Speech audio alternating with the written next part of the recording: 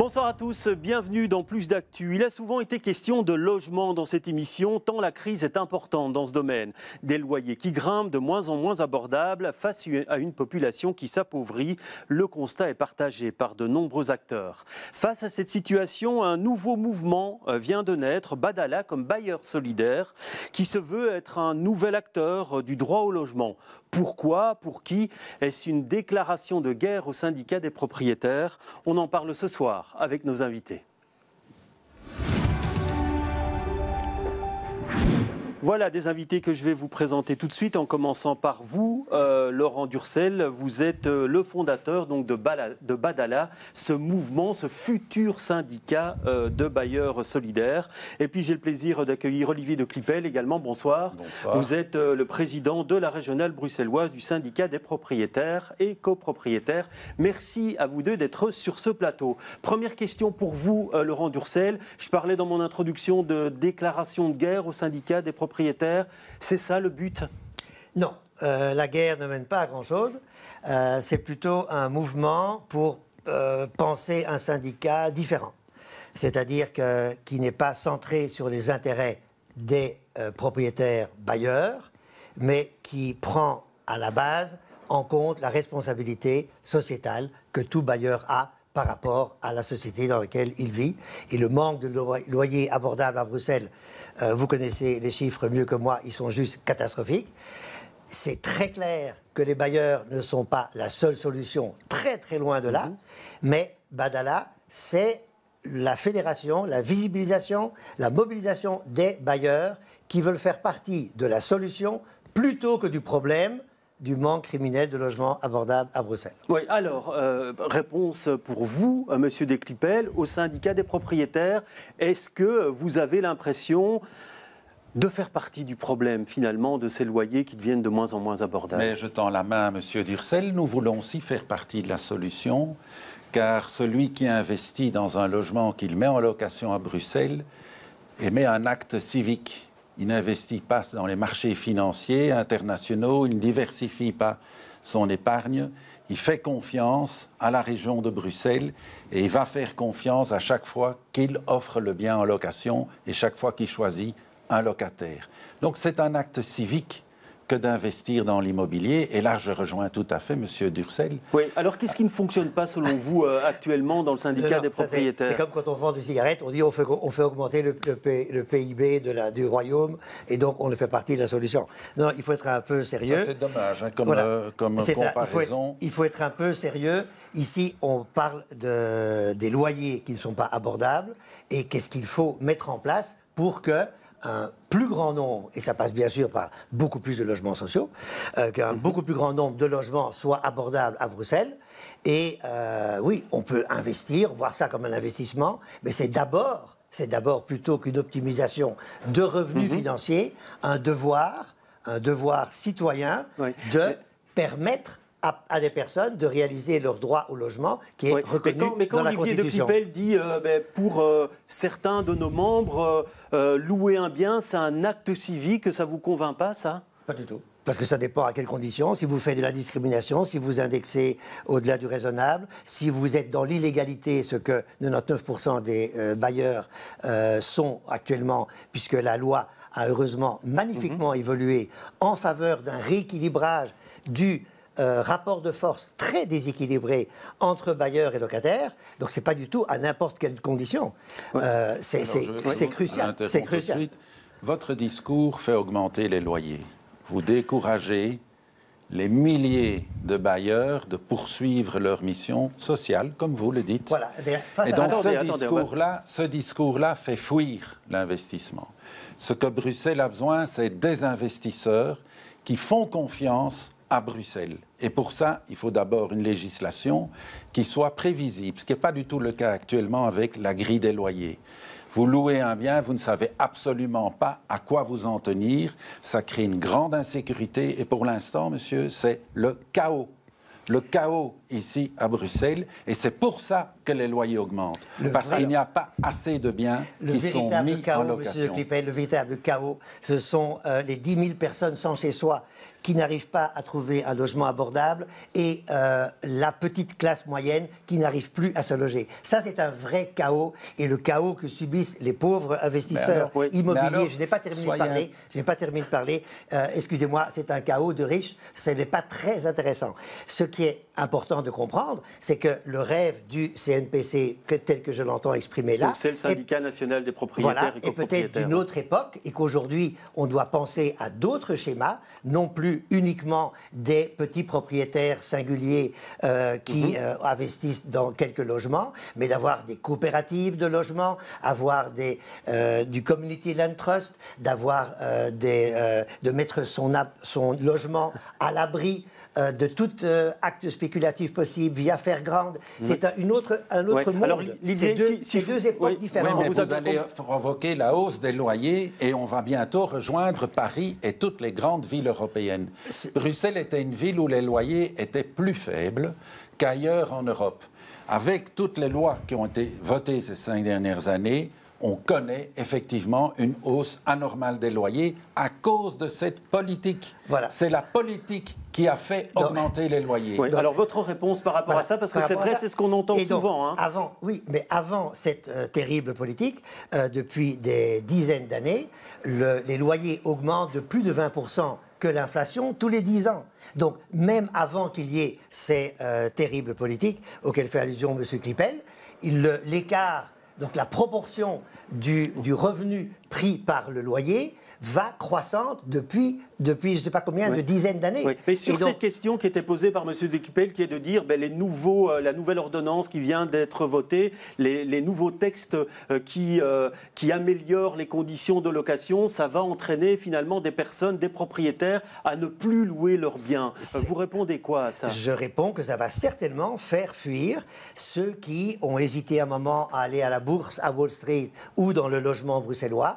Ils vont se dire, ben voilà, finalement, mon argent, je suis là pour le faire fructifier un maximum, je ne fais plus dans le logement bruxellois, je retourne à Wall Street. Et que ceux-là disparaissent et soient remplacés par d'autres bailleurs badala qui, en âme et conscience, décident de faire partie de la solution, comprennent que quand on voit une personne sans chez soi, il y a une relation de cause à effet entre le montant des loyers, qui maintenant part en vrille, et le fait que des personnes ne peuvent pas se loger. C'est mécanique et mathématique. Alors, question, la volonté de Badala, de ce mouvement, c'est de responsabiliser les propriétaires face à cette crise, et donc qu'ils prennent conscience de la crise pour finalement peut-être appliquer cette grille des loyers pour permettre d'augmenter le nombre de logements abordables. Votre réponse par rapport à ça? Alors, nous nous inscrivons dans la responsabilisation et nous sommes beaucoup plus responsables que beaucoup d'autres puisque nous payons plus d'impôts que toute autre catégorie d'épargnants. Donc nous payons des impôts communaux, provinciaux, régionaux et des impôts fédéraux. Donc nous participons très fort à l'effort financier global. Et nous demandons qu'avec le produit de cet argent, on aide les sans-abri. Or, pour nous, ça doit être une priorité. Qu'est-ce qui se passe à Bruxelles? Il y a des montants très importants qui sont consacrés au logement social, environ en moyenne 300 millions par an. Ce qui veut dire que si vous additionnez tous ces montants depuis que la région existe, vous arrivez au-delà de 10 milliards d'euros. 10 milliards d'euros. Et quel est le résultat? En 30 ans, le nombre de logements sociaux effectivement occupés est resté dramatiquement le même, alors que la population a augmenté 30%. Et en même temps, vous avez 4000 logements sociaux qui sont vides de manière chronique. Oui. Donc vous avez des logements sociaux vides et des personnes qui logent dans la rue. C'est cette politique-là que nous dénonçons. Oui, alors par rapport à ça, on renvoie, si je comprends bien le syndicat des propriétaires, il renvoie la responsabilité à la puissance publique qui ne s'est pas attaquée assez frontalement à ce problème. Sur ce point-là, Monsieur de Clipel, au moins une fois, on va se serrer la main de loin, je suis parfaitement d'accord que tout programme, tout parti politique confondu, depuis des dizaines d'années, parce qu'il y a l'effet NIMBY, on ne va pas être élu parce qu'on dit qu'on va rénover ou construire de nouveaux logements sociaux. Ils n'ont pas Ceci dit, il y a beaucoup assez de logements sociaux qui vont être mis sur le marché tout à fait. cette année et l'année prochaine depuis encore. Depuis quelques années, on a redressé la barre légèrement, mais il y a des dizaines d'années de retard. Donc sur ce plan-là, M. de Clipel et moi-même, c'est un fait historique. Merci à BX1 de l'avoir provoqué. Nous sommes d'accord. Mais là où je ne peux pas laisser dire, je suis moi-même propriétaire de 7 logements, de dire qu'on est surtaxé, on est quasiment pas taxé. C'est de l'argent qui tombe. Et je vais même vous raconter une anecdote savoureuse parce qu'elle montre bien l'extrême particularité de ce que c'est qu'un logement. Je ne vais pas raconter ma vie, mais en un mot, quand j'ai acheté un immeuble avec 4 logements, je n'avais pas d'argent. Qui a remboursé la banque? Mes locataires. Donc vous voyez, les locataires, et nous plaidons aussi pour le logement, le loyer acquisitif, location-acquisition, parce que c'est le locataire. Lorsqu'ils m'ont remboursé, ils m'ont remboursé la banque, ils me offrent encore une deuxième fois le même logement. Il y a quelque chose qui ne va pas là. Ouais. Alors, par rapport il y a quelque chose qui ne va pas du tout. Par rapport à ça, Olivier de Clipel, c'est vrai qu'on entend souvent dire les associations qu'il faut que la taxation des loyers n'est pas suffisante et qu'il faudrait taxer les loyers réels. Mais comment voulez-vous améliorer la situation des locataires si vous augmentez la taxation des bailleurs? Pourquoi est-ce que les loyers à Bruxelles sont moins chers qu'à Genève, qu'à Amsterdam, qu'à Rotterdam, qu'à Madrid, qu'à Barcelone, qu'à Paris et Londres? Pourquoi? Parce qu'il y a un système relativement simple de taxation qui profite évidemment aux locataires. Si vous augmentez la taxation, comme on a connu ces dernières années, avec des hausses de précompte immobilier anormalement élevées et bien plus élevées que les loyers, à ce moment-là, vous avez une hausse des loyers. Si vous imposez aux bailleurs des travaux pour mettre les biens aux normes énergétiques, vous avez une raréfaction de l'offre et donc une augmentation des loyers.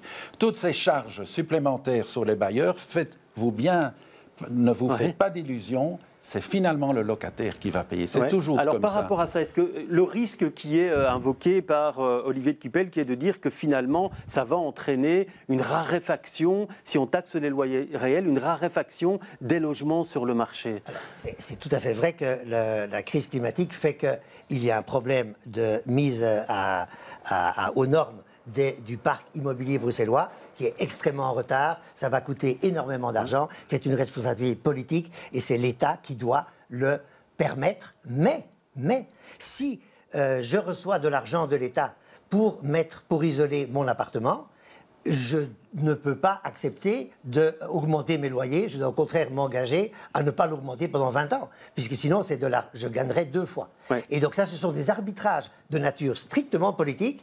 Et je répète à M. de Clipel, ceux qui vont fuir et qui vont soi-disant faire augmenter la rareté, ce seront les bailleurs spéculatifs qui sont là dans une perspective non pas d'optimisation fiscale, mais d'optimisation financière, suivez mon regard, et donc ceux-là qui quittent le marché bruxellois est plutôt une très bonne nouvelle. Oui. Alors une question par rapport à ça, Olivier de Clipel, quand on entend Laurent Durcel, c'est de dire, si on a bénéficié d'une aide publique, acceptons quelques obligations comme une modération des loyers ou alors, par exemple, un engagement à appliquer ces grilles indicatives des loyers.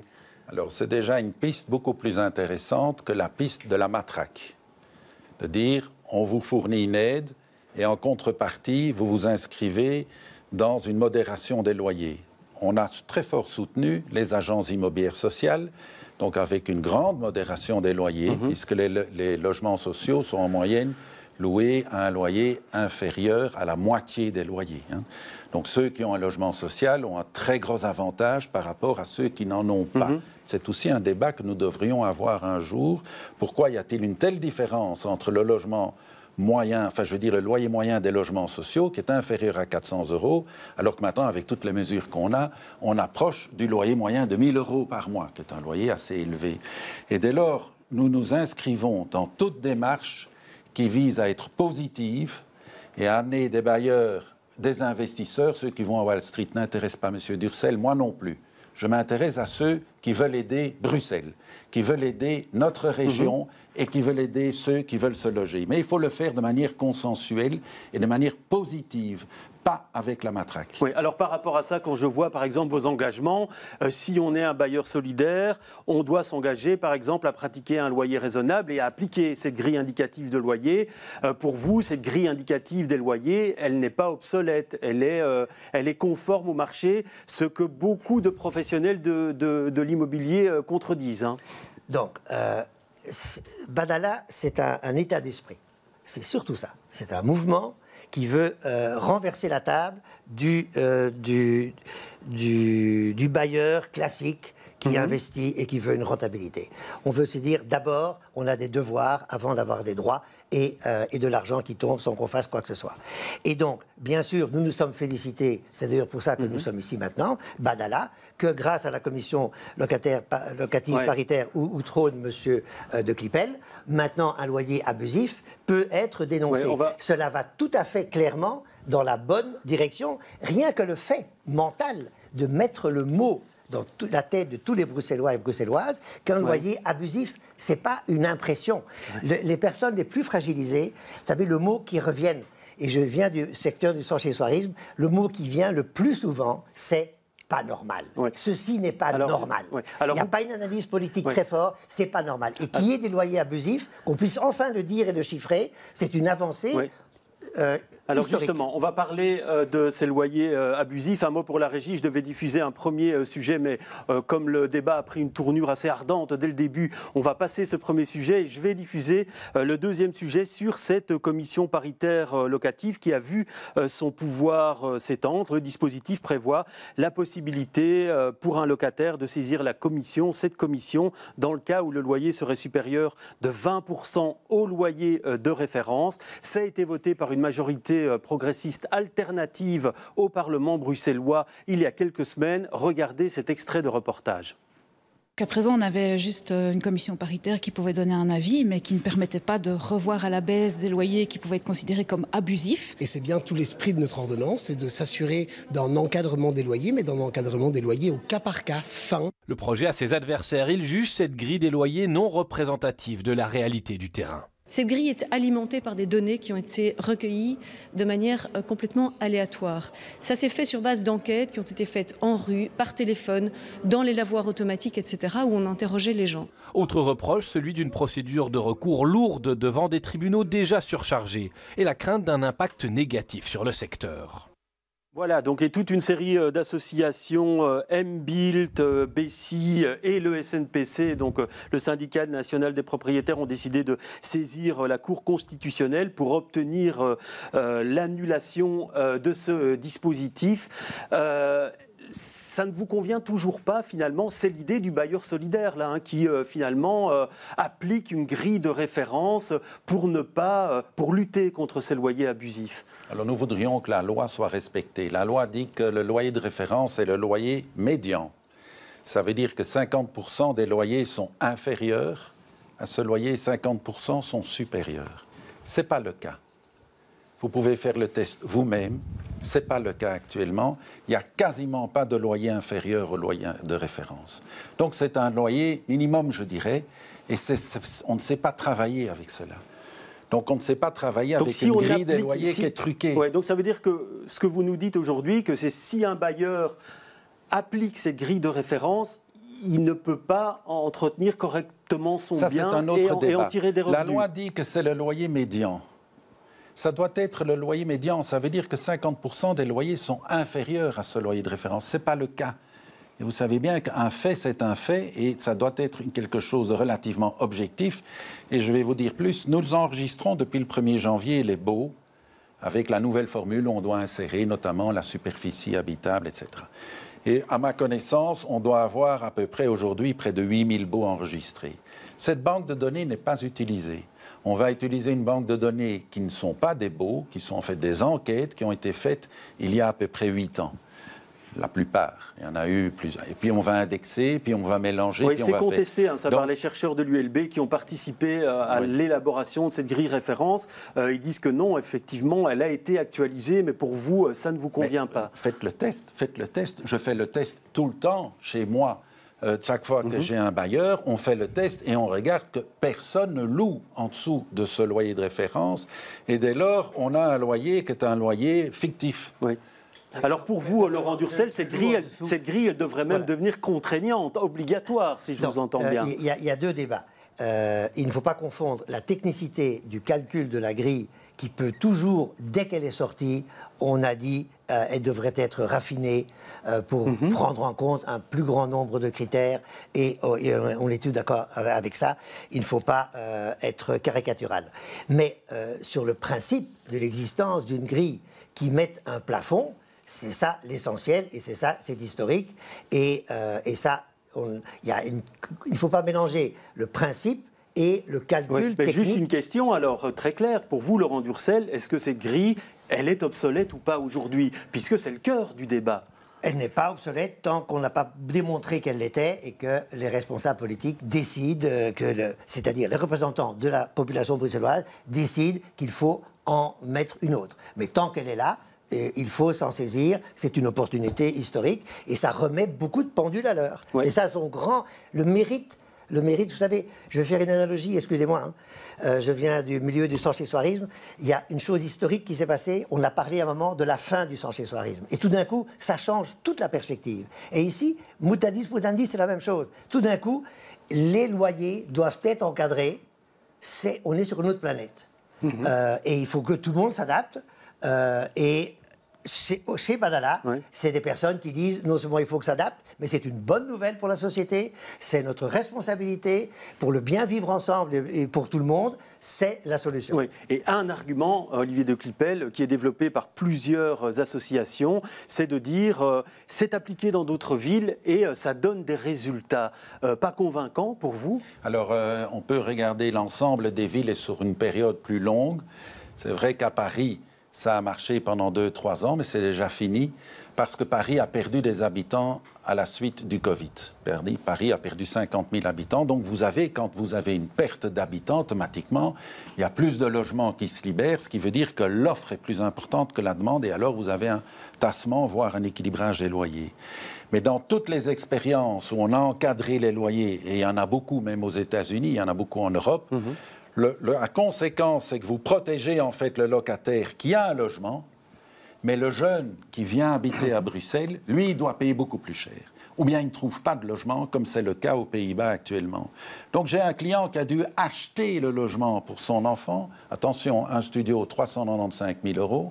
Hein, donc c'est des prix très importants pour pouvoir loger son enfant. Et c'est donc pas possible autrement, si ce n'est que sur une liste d'attente et dans 6 mois, on vous propose un logement. Donc, en d'autres mots, une fois que vous commencez à décourager l'investissement de la masse des propriétaires, vous n'allez pas trouver des meilleurs loyers. Donc, alors, une réponse, parce que je voudrais encore aborder très rapidement le thème des expulsions. J'adore les analogies, parce que ça éclaire les propos. On encadre le prix des médicaments, il faut encadrer le prix des loyers pour la même raison, c'est que ce sont des biens fondamentaux, c'est pas une voiture, une cigarette ou une caméra, ce sont des biens fondamentaux, et le législateur a eu raison de dire, là, il n'est pas question que certains, parce qu'ils ne sont pas assez riches, ou ne sont pas héritiers, ne puissent pas à accéder à un logement abordable. Mais il n'y aura pas de logement abordable avec ça. C'est juste le bon sens même. Il n'y aura pas de logement du tout. C'est le bon sens même. Oui, mais là, vous n'êtes pas d'accord, puisque vous continuez. Il n'y aura pas de logement du tout, c'est tout. Oui. Donc les gens vont renoncer... Des médicaments, vous faites tourner la machine et ça produit. C'est pas la même chose. Il faut avoir des investissements contenus. Bruxelles est une ville... On a vu avec la dernière législature que quand on veut vraiment produire et rénover de nouveaux logements sociaux, par exemple, on y arrive. Elle a retourné inversé la vapeur. Et donc si je vous entends bien... politique. Il reste moins d'une minute. Si je vous entends bien, vous dites que dans l'état actuel des choses, cette crise va s'aggraver dans les années qui viennent. Elle s'aggrave déjà avec toutes les décisions qui ont été prises. Il faut renverser la vapeur, renouer le dialogue avec les bailleurs, parce que les bailleurs qui veulent investir à Bruxelles sont la solution au problème.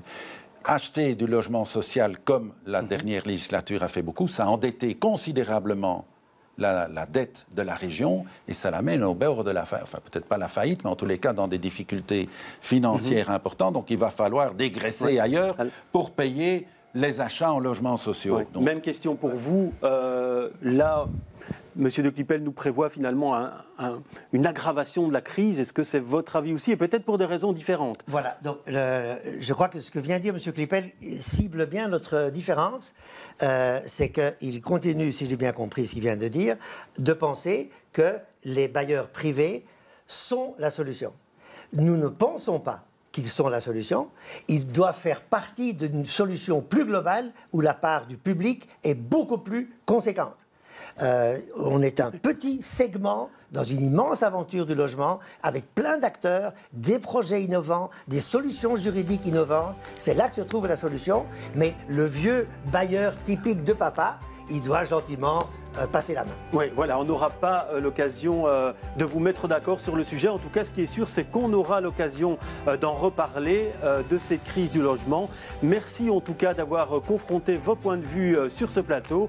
Plus d'actu, c'est terminé pour ce soir. Très bonne soirée à tous.